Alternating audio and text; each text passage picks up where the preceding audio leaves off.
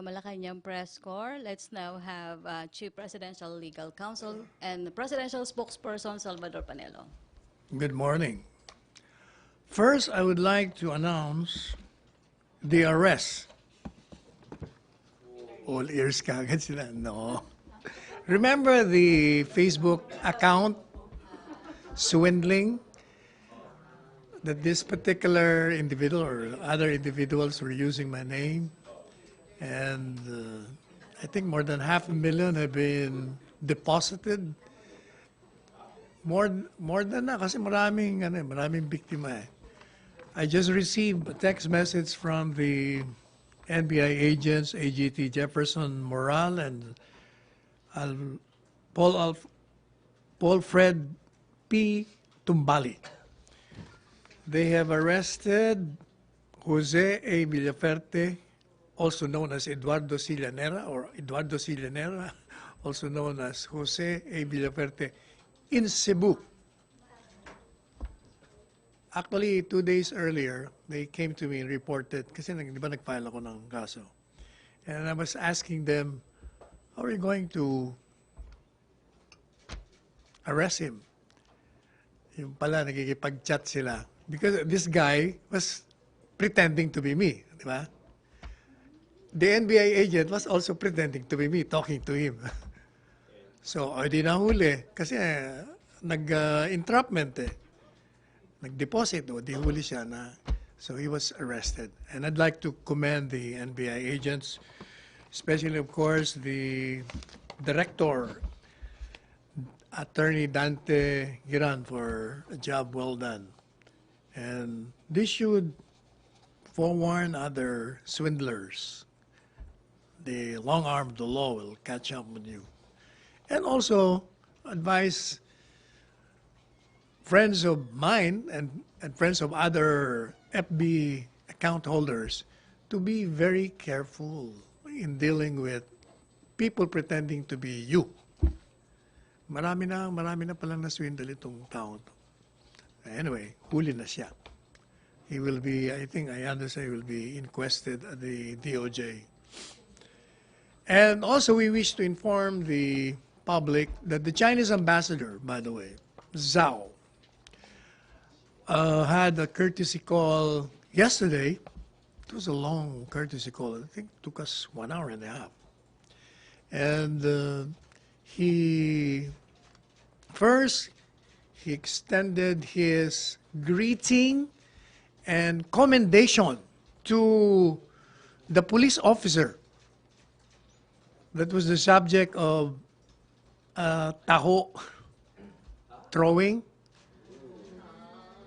He said he saw the video, and Ambassador Zhao said he was impressed by the professionalism and restraint exhibited by the police officer. And he said that Chinese government does not tolerate this kind of behavior. In fact, he said that in the Philippines, we should prosecute nationals of other countries, including Chinese, who violate our laws, in the same way that in the China area, or Chinese government will also prosecute foreign nationals that violate their laws. And then second, he extended invitation to the president, giving the greeting from the president of China to attend the, what do you call that? Belt and Road Forum in late April of this year. And then he suggested to the president if he could already implement the memorandum of agreement that we had with respect to our shared interests.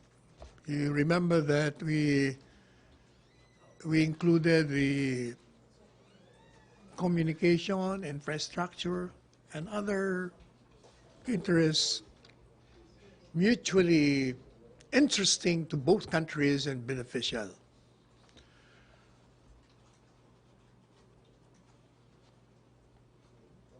That was the courtesy call. Another courtesy call was made by the U.S. Philippine Society. headed by Ambassador Kim, U.S. Ambassador Kim, as well as the President, Filipino counterpart, Manny Pangilinan. And the President was, what's his name now? Marami kasi Amerikano, Hank, Henry. Anyway, the conversation centered on the president's narrative, telling them how the drug war affected him and this country, and that he had to declare war on drugs, and he had to do it because he wants to protect and preserve this nation. According to him, there are 3 million Filipinos that have been enslaved by this drug industry, and it has created dysfunctional families. And many crimes have been attributed to the taking of illegal drugs. And the president also told them that he will not stop until the end of his term to end this illegal traffic of prohibited drugs. In response, the U.S. ambassador said that the U.S. government supports the fight against drugs. And the members of the U.S.-Philippine Society extended their gratitude to the president for giving them time. In fact, I think it took us also 1 hour and a half. We ended at 10:30 in the evening. And they related to him that they went to Balangiga last week, and they are so appreciative of the very warm reception given them by the Filipinos there. And Ambassador Kim said, in a way, he was personally affected by the Balangiga issue because he was present when the president mentioned it, or demanded the return of the Balangiga bills during the SONA last year. And he thanked him for that opportunity, and the U.S.-Philippine Society contributed much to the return of the Balangiga bills. And the president said the relationship between the U.S. and the Philippines remains strong. I'm ready for your questions. MPC questions? Pia Gutierrez? Sir, could you confirm if the President has signed into law the expanded maternity leave bill? There is no official word from the President yet. I have not received. Thank you, sir. RJ? Hi, sirs. Did the president say yes to the invitation of the Chinese ambassador? He looks forward to attending the event. On his, so yes, that's possible. I think so, yes. All right. So, sir, on the U.S. Philippine Society meeting with the president, why did the conversation with them focus on the drug war? I don't know. That's how he started telling the group about perhaps that is the hottest issue. But who brought it up? It's the president who started talking. In fact, he was talking for more than half an hour. And it's all about drug war and the Balangiga, nothing else. Balangiga, yeah. All right, thank you. And he also said about that this country will not go forward unless we can stop the drug war and the corruption, and not even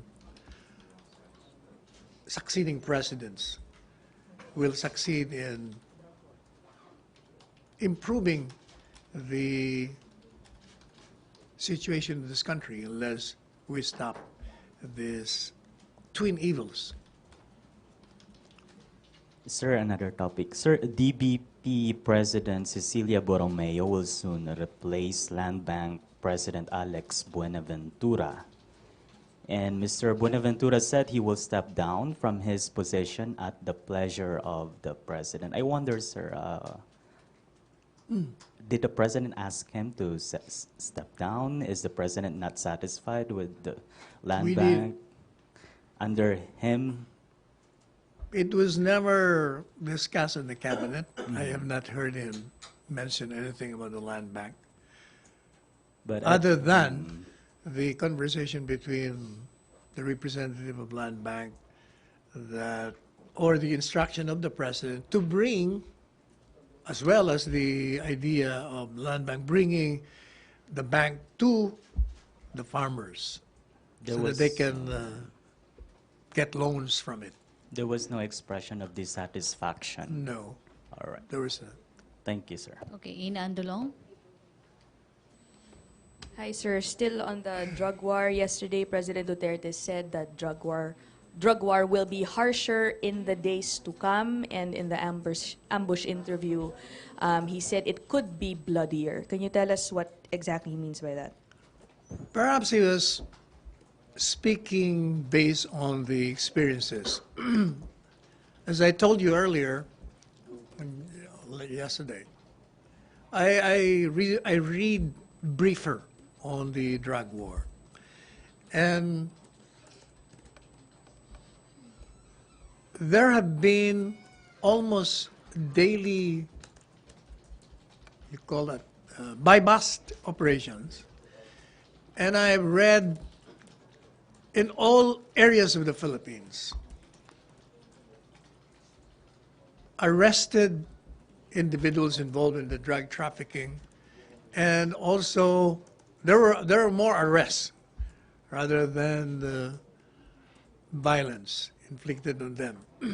But there have been, on a regular basis, in different cities and towns of the Philippines. Walang tigil. Ibig sabihin, talagang hindi tumitigil din yung mga nasa kabila. Kasi nga, as explained by the President, and common sense will tell us, it's a cheap, very cheap, mura eh. Kaya madaling ibenta at malaking pera ang involved. So the President has instructed the police forces to be more active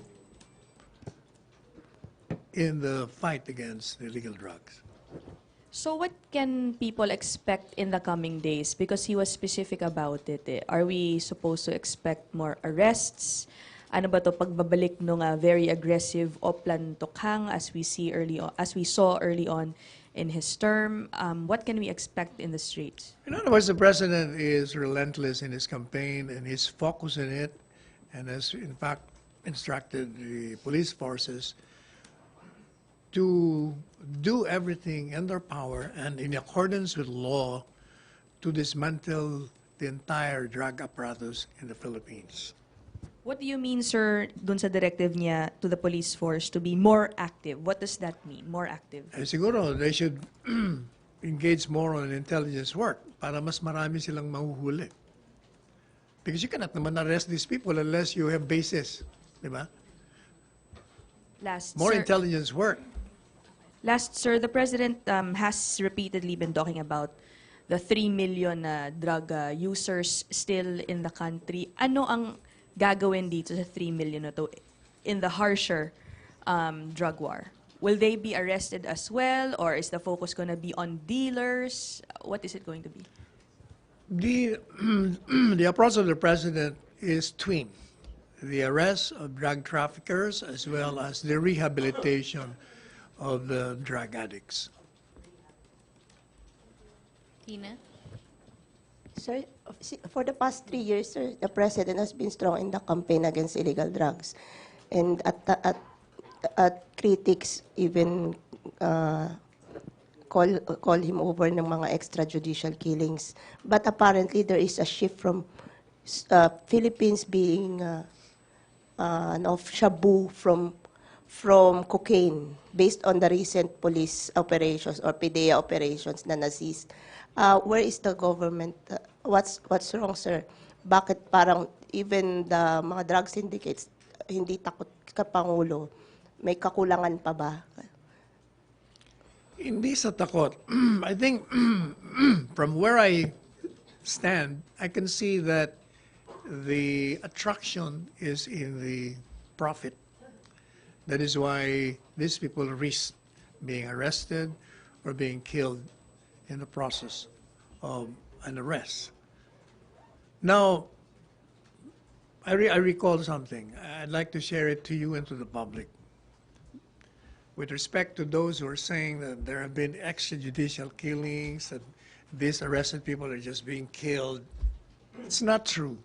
You know, the statistics of the Philippine National Police Force showed that presently there have been 165 police officers killed in relation to arrests. And there are, if I'm not mistaken, 765 injured policemen. So it only shows that in the course of the arrest, those subject of arrest use violence and will not allow themselves to be just arrested. They will have to fight back. Hence, the lives of the policemen making the arrest are also at risk. Otherwise, how can you explain there are 165 police officers killed and 675 police officers injured? So what's your reading on the Philippines being used as transshipment point for cocaine? Ang reading ko niyan kasi yung teritoryo natin, islands eh. Dahil sabi, ang daling pumasok, hindi mo mabantayan lahat, ang dami, how many islands do we have? Kaya mga, nakakapasok yung mga drugs. So can you expound further on the President's statement about Mr. Peter Lim? Mayroon bang bagong developments about Mr. Lim kaya nagsalita Wala, ako? ang sinabi niya lang kahapon buti pa mag-commit suicide siya because he will put him to jail for 200 years. Okay, Jonah, then Joseph. Sir, still on Peter Lim, based sa intelligence report, does the palace know the whereabouts of Peter Lim po? No, as of now, no. Walang feelers, sir, since last night after the warning of the Wala president? pa ako narinig. Sir, what's the reason why the president parang change of heart? Kasi dati, in 2016, maayos naman yung meeting nila, and then last night, parang stern yung warning niya kay Peter Lim. There could be a basis for that. Siguro, some time ago, kung sinasabi mong sopa siya, wala masyadong ebidensya against him. Eh baka marami ng ebidensya to convince the president that he is really behind many operations concerning drug activities. You must remember that Peter Lim at one point denied that. O siguro, lalong pinaimbestigahan ni Presidente, baka marami na siyang basis. Thank you, sir. Okay, Joseph.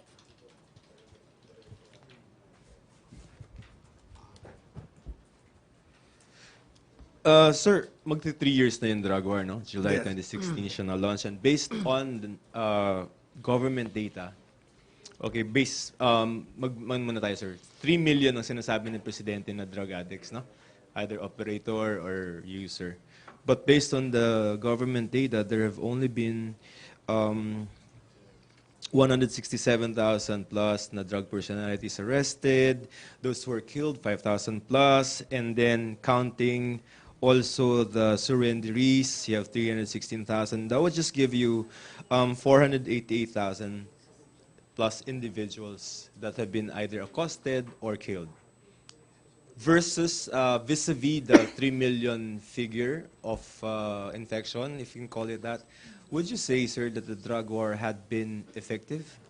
I think so, yes, because given the fact that this has not been stopped by previous administration, and it is only now that there is a relentless war against drugs. Sa tingin ko, given the statistics, sinisira natin ang drug industry dito sa bansa natin. How then would you explain, sir, that despite the very active drug war, we would have, as the president claimed yesterday, international drug cartels still going into the country? Because of the profit involved. Plus, yung geographical location natin, madaling pumasok. At the same time, yung shabu, talagang mura eh. Talagang para sa mahihirap yun. And diba, I told you before, what they did earlier was to flood the barangays with free shabu. Nung na-addict na, doon siyempre, hinahanap na. Yan ang ginawa nila noon, libre. Why aren't we able to stop these drug cartels? Marami na tayo. Well, we have already dismantled so many. Di ba sa Munting Lupa, nasira na natin yun. And then, news reports coming from you people kung paano na-raid yung isang mga factory ng ganito, factory ng ganyan, ilang milyon ang nakuha ng ganito, mga shabu. So marami. Maraming... siguro kung walang drug war, baka yung 3 million mo, baka by this time, it has ballooned to as many millions as can... As Sure, sir. we But imagine. hindi nga na-prevent yung pagpasok ng Sinaloa. Sinaloa? Yung po yesterday si Presidente said Sinalosa, but I think he was referring to Sinaloa, no? It's the El Chapo drug cartel. And he acknowledged that yung mga lumulutang ng mga cocaine probably are from that drug cartel. May drug war tayo, sir, pero bakit pa mapasok yung Sinaloa? Paano nakakapasok? Gaya na nga ng sinabi ko, yung profit plus yung geographical Feature. makeup ng ating bansa. Pero tandaan nyo, kung walang drug war, can you imagine, meron mo kung ilang milyon ang maapektuhan sa atin? Grabe siguro. Kasi he was even shocked na ganito karami. Di ba dati-dati, ang sinasabi nila, 1 million plus lang. Yung pala, that was only concentrated in Manila. Lumalabas ngayon all over. Kasi nga, gaya na sinasabi ko, I read the briefer every day. And I'm amazed that every city, towns, may mga by bus operation at maraming naaresto at marami rin ang namamatay. Although mas marami ang arrest. Kasi ni-encircle ko palagi at tinitingnan ko lang ang killed sa arrest. Mas marami ang arrest. So ang ibig sabihin noon, all over talaga the Philippines. Masyadong napabayaan. Kaya mabuti nga ganito na lang lumiliit yung number. Okay, when the president said that he's raising it, although he said that before, no, he's raising the problem to a national security threat. Is this just a matter of describing the gravity of the problem, or did he mean something legal in such a way that he can invoke certain powers under the Constitution? That can be both. It's in the level of national security because if you have 3 million and then if that increase pa in more than that, then you really have a problem that involves national security. So pwede, sir, both as a description and as a legal. Yes.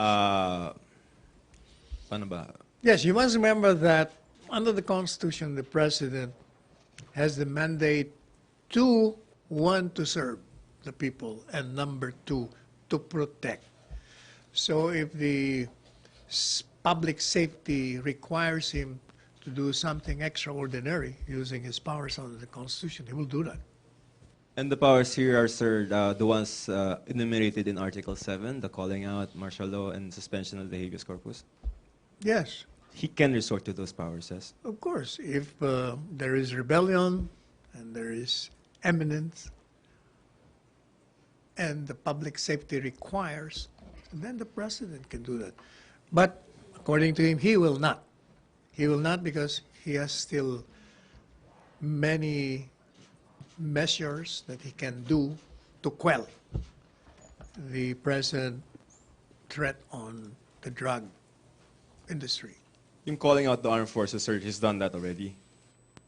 Yes, with respect to the rebellion, yes. Wala pa, hindi ba? Puro punitive police action lang. Will he use martial law? I don't think so. Because he doesn't have to. We are containing it, given the figures, official figures. Thank you, sir. Rose Novenario. Hi, sir. Good morning. Sir, noong 2016, sinabi ni Presidente na narco-state na yung Pilipinas dahil yung sa protection na tinatamasa ng drug syndicates mula sa government officials, politicians. Sir, sa kaso ni Kenneth Dong, inaresto siya sa isang housing project ng Department of Justice. So ano po yung... Sino ito? Si Kenneth Dong, sir. Mga 2 weeks ago, di ba, inaresto siya. Naaresto siya sa isang bahay sa loob ng housing project ng Department of Justice sa Katarungan Village. So ano po yung paliwanag dito ng NBI or DOJ na natuklasan na ba nila kung sino yung nagkadal kay Kenneth Dong? Bakit ando doon siya sa housing project ng Department We of will ask Justice? the NBI for an official report on that, and then I'll get back to you. Thank you. MPC questions. Rosalie? Tanong ka na. Sir, regarding sa expanded maternity leave, I think ES has already confirmed the President has signed it. So, Okay. regarding that. Hindi okay. Wala pang text sa akin eh. Sir, sa tingin niyo po ba wala tong magiging implications sa employment ng females sa private and public sector? Kasi kung mas madadagdagan yung leave ng mga working mothers, baka po mag-isip-isip na yung mga employer na ilimit yung pag-hire ng mga kababaihan dahil mas gagastos po sila. Hindi naman. Alam nyo, yung dagdag ng maternity leave, number of days, as well as the benefits, that will only lessen the profits. Eh, laki naman ang profit talaga ng mga employers eh. Kumbaga, social service nila yun. Ang nakikita kong ano doon, marami na siguro mag-aasawa. O eh kasi, the reason why maraming ayaw mag-asawa kasi magbubuntis pagkatapos maglilib ka, mag-gastos and all. Ay, ngayon, medyo 160 days. 105 extension ng 30. Oh, biro. Di ilang buwan yun. Wow, 3 months. So sir, confident po kayo na hindi mangyayari sa Pilipinas yung nangyayari sa ibang bansa na pinipigilan yung pag-hire ng mga kababaihan dahil sa ganong benefits? Aba, eh, bawal ang discrimination sa atin. They will be accountable to that. I don't think they will. Okay po. Thank you, sir. Okay, MPC, Tina? Saka mga Filipino family-oriented eh. These industrialist businessmen will understand. Sir, clarification lang, sir. Katulad tong bagong batas sa expanded maternity health. Sa ano ba dapat ang sinusunod ng mga kumpanya, yung batas o kailangan i-incorporate ng private companies sa rules and regulations nila muna yung batas bago i-implement sa mga empleyado? First, merong mga companies na magagandang benefits. Like when I was in Unilab, gaganda ng benefits, wala pa yung batas eh. So, regardless of the rules and regulations ng mga companies, they will have to follow the law now. Kung may law na, wala na silang choice. They will have to follow the law. So you don't even have to incorporate that kasi nasa batas na nga. Thank you, sir. Joseph, may follow-up ka ba? Joseph or Christine? Clarification. Okay, when you said that pwede na lang i-incorporate yung act, they can also not incorporate it? Of course. The law? Just follow the law. Why do you have to put in the rules? Ah, okay. So parang given na yun. Oh, given na yun eh. No Wala naman silang amendments choice. to the labor code or whatever, mga ganun. Hindi naman kailangan kasi batas na nga eh. Okay, Kasi so- the moment, hindi, automatic yun na in-amend mo yung previous provision pag mayroong special Correct, law. correct. So they have to follow. No? Sir, Kaya si Maricel sa kasi nag-iisip na yata ng So, sir, dagdag na. Sir, regardless, sir, kung Kasi- merong Yeah, workers yeah. union or wala ang isang kampanya. Ano, no? Regardless, sir, kung merong workers union o mga CBA, Wala dapat sila. Yeah. prevailing ang law of the Oo, law. wala na silang choice doon. Batas eh. It applies to all. Thank you, sir. Okay, Christine Avendano. Kaya Ina, pwede ka na. Sir. Pwede ka na mag-asawa. Sir. Ayan. Sir, what could be the basis of the president to say na he would raise the drug problem to a national security threat? Well, as he has repeatedly explained, it affects the generation. It affects the entire country. If so many members of the family are addicted to drugs, diyan mag-uumpisa lahat ng problema. Like, palagi nang pinapaliwanag natin na, one, pag na-addict ka na, you need money to buy. Pag wala ng pera yung tatay at nanay mo, magnanakaw ka na sa sarili mong bahay, bebenta ka na ng mga gamit. Pag wala ka na maibenta, pupunta ka na sa kapitbahay. Pag wala na yung kapitbahay, mag-hold up ka na. So, you have potential criminals in the families. Magkakaproblema ka talaga. Kaya, I saw the emotions of the president last night. Sabi niya, it affects me so much. You know why? Can you imagine yung mga Pilipino nagpupunta sa overseas para lang kumita, tapos they will learn na itong mga anak nila rito, naging drug addict na, nasira na yung buhay nila. Kaya grabe ang ni Presidente. Kaya hindi siya titigil hanggat matapos yung ganyan term. Normally ba, sir, pag kunyari yung if a situation becomes a national security problem, ano yung normally conditions, the present conditions to say na may problem national security-wise? Aba, kung, like for instance, yung 3 million kung naging 10 million yun, to my mind, if I were the president, that's a national security problem. Kung gano'n nakarami ang involved sa drugs, talaga may problema ka ng malaki. But we're reducing that na nga because of so many arrests. Tapos may rehabilitation pa tayo. During the cabinet meeting ba, did he mention he planned to raise yung drug problem into a national security threat? Hindi naman. Sa mga speeches niya, hindi ba sinasabi niya yun? So there are conditions ngayon to say na talagang it is a national security problem, sir. Tsaka wala naman siya sinabing national security No, I mean- problem. Sinasabi niya lang na matindi ang problema natin sa... Sinabi niya ba kapon? So what are the conditions? Now, because nga of the rampant entry and unstoppable addiction of so many people, and despite the arrest, nandiyan pa rin siya. That's why he has raised that to a national security level. Okay, Ina. Sir, just a clarification, because way back in 2003, si President Arroyo already elevated it to a national security threat. And if I'm not mistaken, what the President means is that he's invoking that same move, that order. So, kumbaga, he's not actually elevating it anew now, or unless you clarify that now. Ano po ba?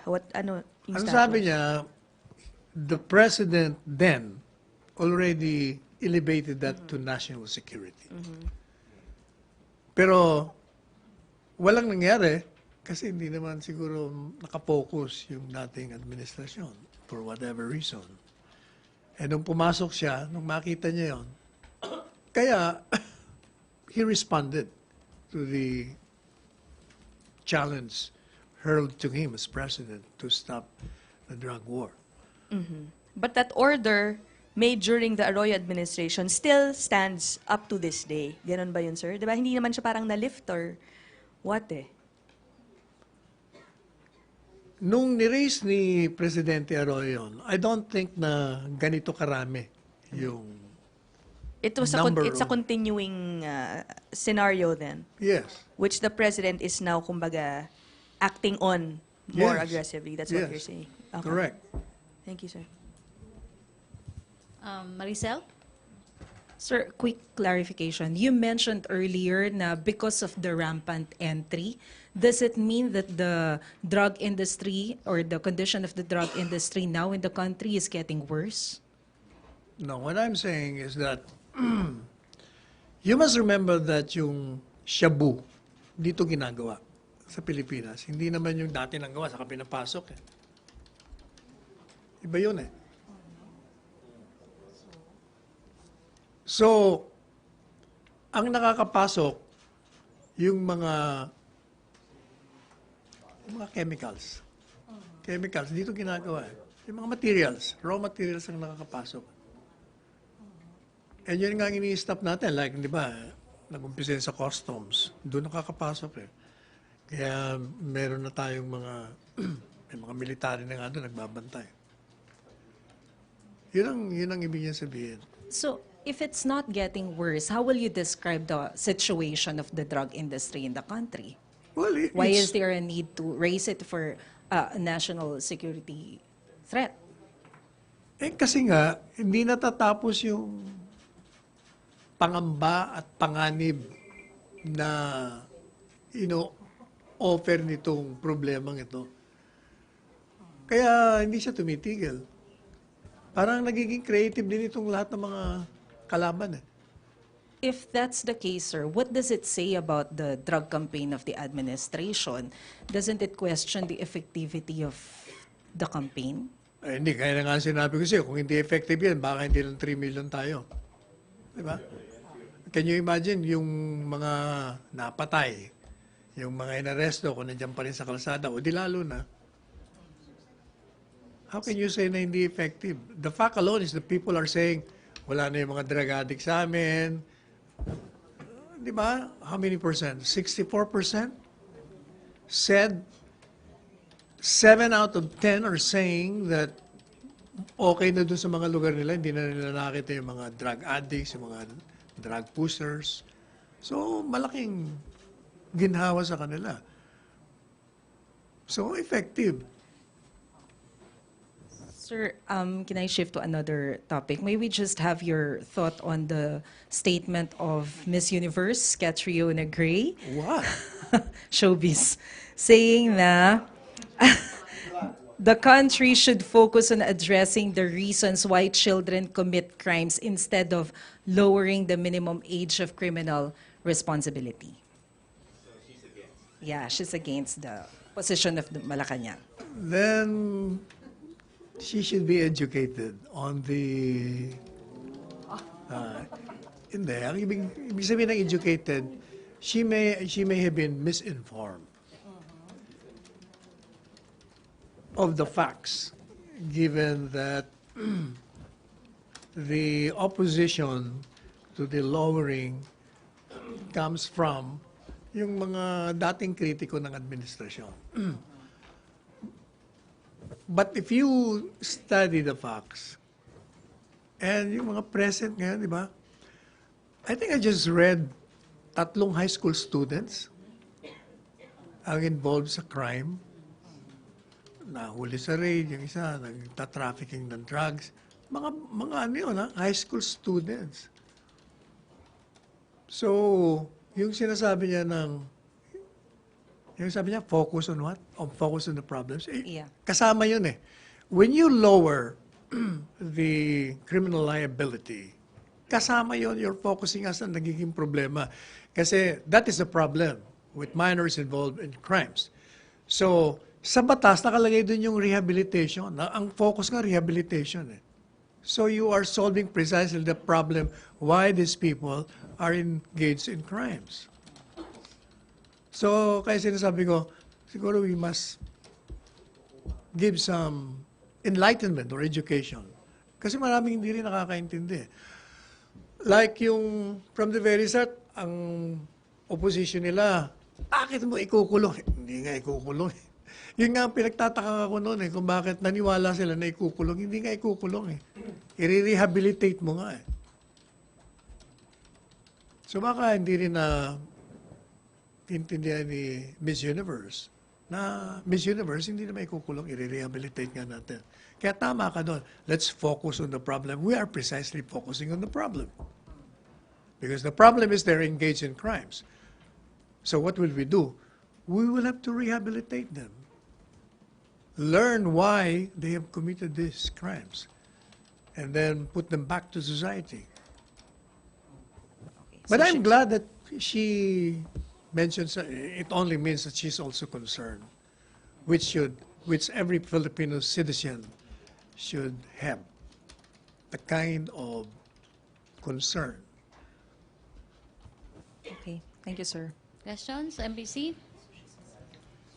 Virgil?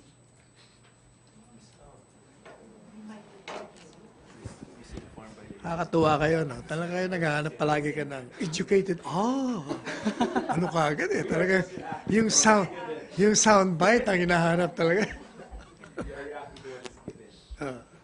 Sir, good afternoon. Yesterday, Pope Francis told worshippers in Vatican that those who repeatedly accuse the church, meaning the critics, are friends, cousins, and relatives of the devils. So, though the president, of course, he did not mention, the Pope did not mention any critic for that matter. The critics but of the what? Of the church, yeah. The Pope called them as friends, cousins, and relatives of devils. Well, of course, the president was not mentioned or any critic for that matter, but we know that the president has been criticizing the teachings and the misdeeds of some members of the clergy. So may we know your reaction to his statement, sir? I haven't read the reaction of the Pope, but one of the better critics of the church is the Pope himself. He criticizes the members of the church who are engaged in what he perceives to be immorality, which is outside of the teachings of Christ or the internal discipline of the church. Diba? When he addressed those members of the church who could not be celibate to leave the church, he is a critic.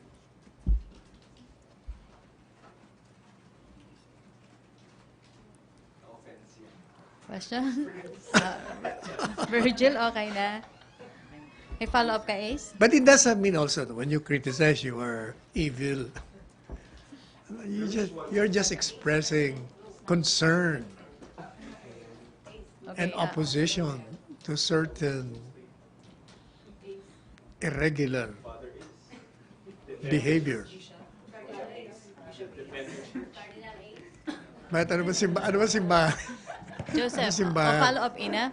Sir, so the president, as far as Malacanang is concerned, you don't think that the president was being alluded to? No. Baka nga hindi niya kilala si Presidente. Okay. MPC questions. Mag-last question na tayo? RJ muna and then Joseph.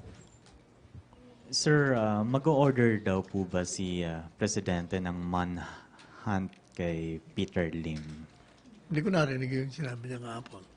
But standing order naman is to pursue to the ends of the world those who have violated the laws in this country. Yun naman palagi standing order niya yun. Okay, Joseph. Last question na tayo, MPC. Sir, yung pong kahapon na regarding the budget undersecretary, that was a very colorful story by the president. No? Sinipa niya sa mukha, tapos sa first time the guards... Tumatak daw yung ano doon yung Valentino. Social. Yun ang sabi ni Bongo Talaga? Paano? Sige nga. Hindi. Yung di ba sapatos ni Presidente, meron siyang Marikina shoes. Siguro nagpapadala si Bong. Nandun yung nakita yung durability ng Marikina shoes. Kasi nung sinipa daw, hindi masyadong yung mukha, pero yung tatak daw, naiwan daw yung tatak ng Valentino. Sa mukha? yung brand, Sir, kanino mukha to? Anong pangalan, sir?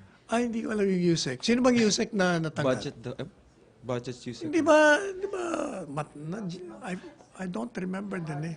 Super tagal na ba yun, sir? Diba, Yusek ni ano yan eh, ni Kinikwento niyo Secretary, yun. Yung dati pa, No. this is not a new No, firing. he was referring to the previous Yusek. Is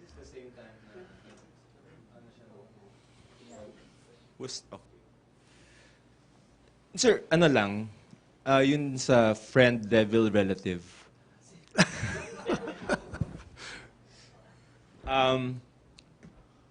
What do you think of it? Do you agree that any critic of the church is a friend, brother, relative? If I will agree with that, then the Pope would be referring to himself also because he is also a critic. Palagi ko ano lang yun, hyperbole. Wow, speaking like the president, huh? Yeah, hyperbole. Hyperbole. Kumbaga ano lang niya yun, hindi, when you criticize, you cannot be evil. So hindi naman na-offend yung palace doon? No. Si Presidente, di ba, ina-assault na lahat ng reputasyon niya. Pinapabayaan niya lang. Okay lang yun. Sige, sir. Okay, thank you, MPC. Wala na questions? Okay, thank you, Presidential Thank you. Spokesperson and Chief Presidential Legal Counsel, Salvador Panelo. Back to our main studios, Radyo Pilipinas and People's Television Network.